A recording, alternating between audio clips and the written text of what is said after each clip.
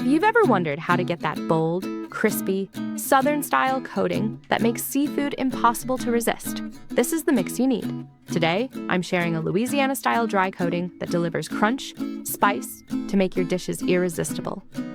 You'll find all the ingredients, measurements, and directions listed clearly in the description below.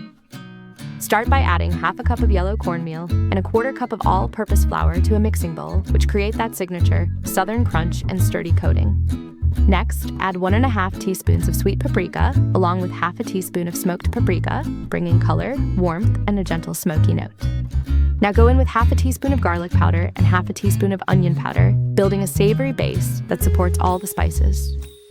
For heat and balance, add half a teaspoon of cayenne pepper, followed by half a teaspoon of ground black pepper for layered warmth. Then sprinkle in half a teaspoon of dried oregano, half a teaspoon of dried thyme, adding that classic Louisiana herb character.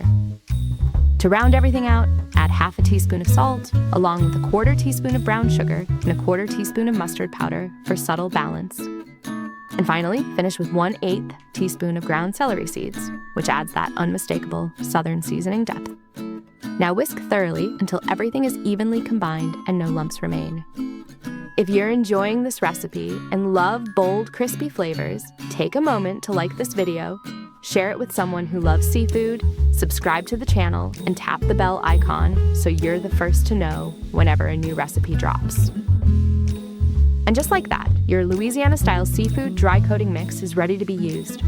This batch makes about 3/4 of a cup, enough for multiple rounds of fish, shrimp, chicken, or even vegetables. If you're making this ahead or have any coating mix left over, just transfer it to a tight-fitting container and store it in a cool, dry place. It'll stay fresh and flavorful for up to 6 months. So if you give this coating a try, let me know what you used it on in the comments. Thanks for cooking along with me, and I'll see you soon again in another easy recipe.